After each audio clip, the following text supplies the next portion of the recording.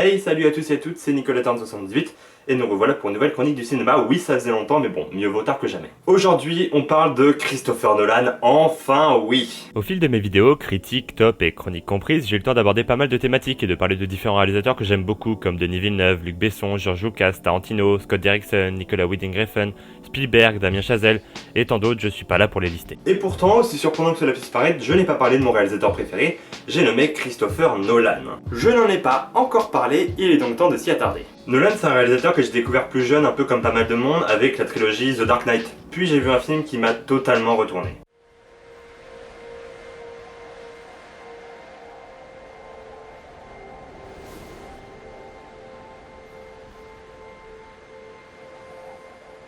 Interstellar est le meilleur film de tous les temps. Il se peut que je ne sois pas très objectif, n'empêche que Interstellar c'est le film qui m'a donné envie de faire encore plus de cinéma et d'aller plus loin que regarder des films et dire ça c'est bien, ça c'est pas bien. Bref, dans tous les cas, Interstellar c'est mon film préféré et il le restera pour toujours. Du moins tant que j'aurais pas trouvé un meilleur film que celui-ci et ça risque d'être assez dur de tomber sur mieux. Donc j'ai vu Interstellar, j'ai jamais autant adoré un film, donc bien évidemment j'ai regardé le reste de sa filmographie. Et pour être honnête avec vous, aucun film m'a déçu, tous sont très bons, voire excellents. Bon après il y en a qui disent que The Dark Knight c'est de la merde, pour ces gens là on peut pas faire grand chose.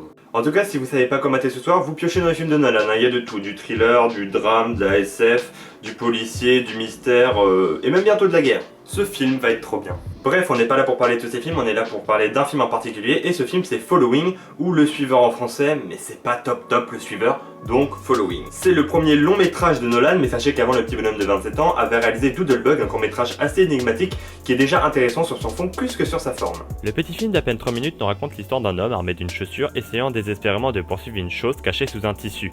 La première minute passe, l'acteur qui surjoue essaye tant bien que mal de tuer la chose qui se trouve dessous, Nolan jouant déjà avec l'imagination du spectateur. Est-ce un insecte, le fruit de son imagination, que sais-je?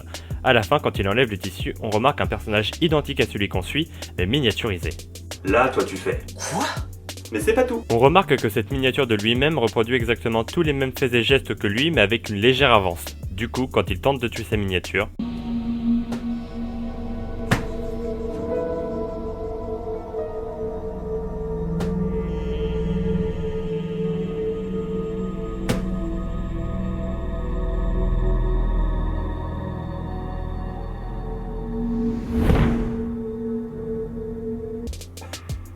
Bon, ça peut paraître un peu bizarre, ok les effets spéciaux sont pas au rendez-vous, mais ce film prouve que dès le début, Christopher Nolan est un génie. Dès son premier court-métrage, Nolan joue déjà avec les paradoxes, la frontière entre le rêve et la réalité, tout ça.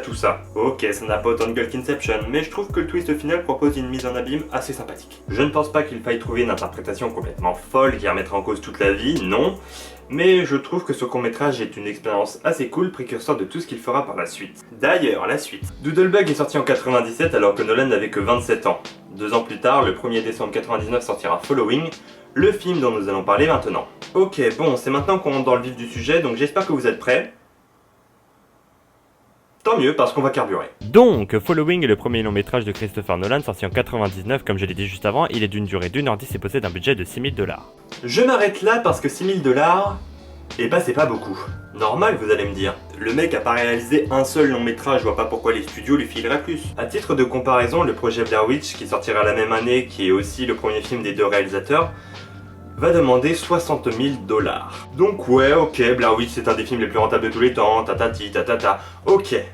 Mais Nolan il a fait un film d'1 heure avec 10 fois moins d'argent. Bon après ça se ressent un peu à un petit nombre de personnages, une pauvre diversité des décors, la décision de faire un film en noir et blanc, ça coûte moins cher. Et puis quand on n'a pas d'argent, on est obligé d'étaler le tournage sur 1 an, du fait qu'il ne pouvait tourner que 15 minutes tous les samedis, à cause de l'emploi du temps de certaines personnes de l'équipe technique. Un peu galère comme délire, hein. Bon, on y retourne. Donc, on retrouve dans le rôle du personnage principal l'acteur Jérémy Théobald. Eh mais c'est pas le mec du court-métrage là, mais oui, vous savez, le mec qui a écrasé un mec avec une chaussure avant de lui-même se faire écraser par une chaussure, alors qu'en fait c'est lui qui s'est fait lui-même écraser par une chaussure avant de se faire écraser par lui-même par une chaussure. Non, c'est pas lui? Si, c'est lui. D'ailleurs, il ne jouera que dans 3 films, Doodlebug, Following et Batman Begins. Il aura d'ailleurs un rôle majeur dans Batman, celui du jeune technicien Dr. Wayne. J'imagine que Nolan voulait faire un petit clin d'œil à tous ceux qui avaient vu ces 2 premiers films. On reprend. Alors, Following, c'est l'histoire d'un mec qui se prénomme Bill, un chômeur qui aimerait devenir écrivain, qui raconte son histoire à un policier. Dans son récit, tout commence alors que celui-ci s'amuse à suivre des gens. Il s'établit alors plusieurs règles, dont la plus importante est celle de ne jamais suivre 2 fois la même personne. Règle qu'il va à un moment donné décider de ne plus respecter. Du coup, il va décider de suivre à nouveau cet homme, sauf que il va se faire griller. Du coup, forcément, le mec va lui poser tout un tas de questions. Qui es-tu? Pourquoi me suis-tu? Tout ça, tout ça. Ils vont discuter et le mec s'appelle Cobb. Oui, en effet, c'est le nom du personnage joué par Leonardo DiCaprio dans Inception, bravo! Nolan, il aime vraiment bien les clins d'œil apparemment. Au fil de leur discussion, Bill comprend que Cobb est un cambrioleur. Et stop. Ok, avant de continuer, sachez que Nolan ne va pas nous offrir un récit chronologiquement linéaire. Là vous suivez, mais l'histoire est beaucoup plus complexe qu'elle n'y paraît. D'ailleurs, c'est le scénario qui est le point fort du film. C'est pas sa réalisation, c'est pas ses jeux de couleurs, parce qu'il n'y a pas de couleurs, ni ses acteurs ou je ne sais quoi d'autre. Bref, tout ça pour dire que Nolan ne va pas nous raconter une histoire linéaire. Il va, comme il l'a fait dans Memento, découper son scénario et nous laisser des pistes à nous, spectateurs, afin qu'on puisse reconstruire nous-mêmes le récit du film. Et ça déjà c'est très intéressant. Donc on y retourne. Du coup, Cobb va proposer à notre ami Bill de venir avec lui pour son prochain cambriolage. Celui-ci acceptera. Durant ce premier cambriolage, Cobb va expliquer à Bill sa façon de procéder. Celui-ci agit méthodiquement, mettre ses gants, trouver la clé ou entrer par effraction, trouver un sac et chercher des objets qui peuvent l'intéresser. Pourtant, ici ce n'est pas l'argent qui l'intéresse. Cobb est là pour observer, connaître le quotidien des personnes qu'il cambriole, et pour l'adrénaline que ce genre de virée procure. Tout ce qu'il peut trouver d'intéressant n'est que du bonus. Bon, après ils sortent de l'appart et Cobb va proposer à Bill que ce soit lui qui choisisse la prochaine personne qu'ils vont cambrioler. Bam! Quoi? Pourquoi bam? Changement, bam! Quoi? Là, on rentre dans une autre temporalité, une autre timeline. Dans le futur ou dans le passé, on ne sait pas encore, mais Bill est rasé et a les cheveux coupés, ce qui prouve que la scène ne se situe pas juste après le cambriolage. Donc il a raison. Qui? Moi? Non, lui! Moi? Non, toi! Moi? Lui. Quoi? 1, 2. 3, wow! Quoi? C'est qui lui? Bonjour. Continuons. Donc, c'est à ce moment-là que je me demande si j'ai bien fait de refaire une chronique. Bref, passons, on continue l'histoire en espérant qu'au moins 2-3 personnes soient encore en train de suivre. Notre ami Bill va faire la connaissance d'une jeune femme qu'il va emmener chez lui. Ils vont discuter et Bill va apprendre que cette femme s'est faite cambrioler la veille. J'imite vos réactions, ça rend le truc un peu plus dynamique, vous voyez. Ils discutent aussi du copain de la jeune femme qui apparemment est plein aux as mais en faisant des choses pas très légales. Bam! Tu vas faire ça à chaque fois? Nouvelle scène où Bill est encore dans une temporalité différente, on voit qu'il a été frappé. Durant la scène, on comprend qu'il est au téléphone avec une personne, sûrement Cobb, et qu'il parle d'un nouveau plan à faire. Bim! On reprend le pseudo présent, on suit de nouveau Bill et Cobb pour leur deuxième cambriolage, et l'endroit qu'ils cambriolent est l'endroit où habite Bill. Quoi? Cobb se rend compte que l'appart est merdique et ils partent en fouiller un autre que celui-ci avait déjà repéré auparavant. Boum! Retour avec notre ami tout bien coiffé, rebonjour à la fille, Bill se retrouve chez la fameuse femme qui avait été cambriolée. Vous vous rappelez, hein? Ça discute, blablabla. Bam! On reprend notre aventure avec nos deux cambrioleurs et tiens, où sont-ils? Chez la madame en question, qui aurait cru? Bon, on passe quelques scènes négligeables parce que ça commence à être long de raconter tout ça même si on n'en aime pas la moitié. Pour arriver dans le futur où Bill s'est fait casser la gueule, on le voit dans une sorte de restaurant en train d'enfoncer un coffre-fort et d'y sortir une enveloppe avec un beau paquet de pognon. Bim! Dans le présent, comme convenu, Cobb invite Bill à dîner dans un resto et on fait vite parce que ça commence vraiment à durer. Donc ils sont dans un resto et Cobb va offrir à Bill une carte bancaire qu'il va prendre soin de signer. Retenez, c'est important. Bon, ça discute et Cobb va dire à Bill qu'il devrait changer un peu de look parce que c'est pas parce qu'on est cambrioleur qu'il faut avoir l'air d'un cambrioleur. Du coup, il va se couper les cheveux et se raser. Et là déjà, on commence à relier les morceaux. On sait que les scènes avec la jeune femme se situent après tout ce qu'on vient de voir. Après sa petite séance coiffure, Bill va appeler Cobb pour lui dire qu'il peut liquider tout ce qu'ils ont volé à la jeune femme en question. Et là déjà, préparez-vous, tout n'était que tromperie. En effet, après avoir raccroché, Cobb retrouve sa petite amie qui est en fait la fameuse femme qu'ils ont volée. On t'appelait pourquoi? Pour toi. Pour garder tes affaires. Qu'il va faire semblant d'avoir vendu. Ce qui veut dire? Ce qui veut dire qu'il a mordu à l'hameçon. Il va tout cacher sous son lit et me filer un peu de fric, qu'il aura peut-être emprunté. Avec un peu de chance, t'en récupéreras une partie. Ça roule à merveille. Il a pris les photos. Ce crétin a même changé de coupe de cheveux et de fringues. Ok, ça commence à devenir clair, mais il y a quand même pas mal de choses qu'on sait pas, donc on continue. On repart avec notre ami défiguré qui est toujours dans un restaurant en train d'essayer de voler du fric. Il avait pas de sac, du coup il s'est dit qu'il pouvait tout se scotcher sur lui. Chacun sa façon de procéder. Sauf que, pendant que notre ami s'amuse à se scotcher du pognon sur les cuisses, un homme va faire éruption, ça va se taper et Bill va le tuer. Chacun sa façon de procéder. Il va se barrer et on remarque que c'est le restaurant dans lequel Bill a rencontré la femme tout à l'heure, donc le restaurant de son faux petit copain. Vous suivez? Bien, on repart dans le passé, on retrouve Bill tout bien coiffé qui raconte à la jeune femme qu'il l'a cambriolé. Elle lui explique que pour se faire pardonner, il n'a qu'à voler des photos dans le coffre de son faux petit ami. Ah, le fameux coffre. Bill va en parler à Cobb pour essayer de le convaincre de faire le coup avec lui. Bill n'aime pas avoir quelque chose sur la conscience et raconte tout à Cobb qu'il connaît la fille qu'ils ont cambriolée et que c'est elle qui a besoin d'elle. Le fameux coup des photos. Cobb s'énerve et ça part en baston. D'où les marques au visage du Bill du futur. Oui. On repart maintenant dans une discussion entre la jeune femme et Cobb et on apprend que ce dernier se sert de Bill pour lui faire porter le chapeau d'un meurtre que Cobb a commis. Donc depuis le début, si Cobb a fait tout ce chemin avec Bill, c'est pour se sauver d'une mauvaise situation et pour que ce soit Bill qui prenne plutôt que lui. Ok, on s'approche de la fin, on retrouve Bill après avoir volé les fameuses photos dans l'enveloppe et le beau paquet de pognon qui allait avec. Sauf que Bill va se rendre compte qu'en voyant les photos, il s'est fait avoir. Il veut des explications, il va aller voir la fille qui lui explique qu'il s'est fait avoir, qu'elle est avec Cobb et qu'il leur fallait un leurre et que Bill était la personne parfaite. elle va lui expliquer que depuis le début, elle et Cobb le manipulaient et que depuis le début, c'était pour éviter à Cobb qu'il aille en prison pour le meurtre d'une vieille dame qu'il a commis. Il décide de tout balancer à la police, il raconte tout, sauf que Et c'est là que c'est intéressant.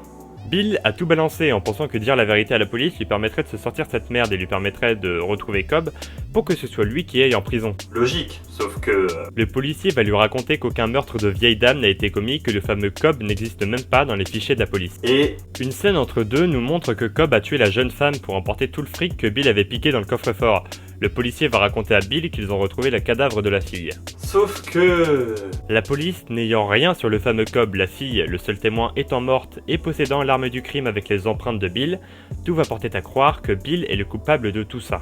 Pareil pour la carte bancaire dont je vous parlais tout à l'heure, elle n'aura servi qu'à enfoncer Bill dans sa situation. Pour résumer, Cobb a mis en place un plan pour gagner de l'argent sans se faire avoir par la police. Bill, la jeune femme, tous n'étaient que des pions et Cobb ayant tout prévu, n'a laissé aucun indice qui pourrait l'embêter. Ce film est cool. Le film est cool et la fin est géniale. Ici, Christopher Nolan nous offre un thriller avec un scénario déconstruit, mais qui, avec toutes les pièces du puzzle, est très intelligent. D'abord sur le travail des personnages, c'est toujours difficile de créer de la profondeur à ses protagonistes dans un récit non linéaire. Il faut arriver à créer des personnages cohérents avec toutes les contraintes que ce genre de film oblige.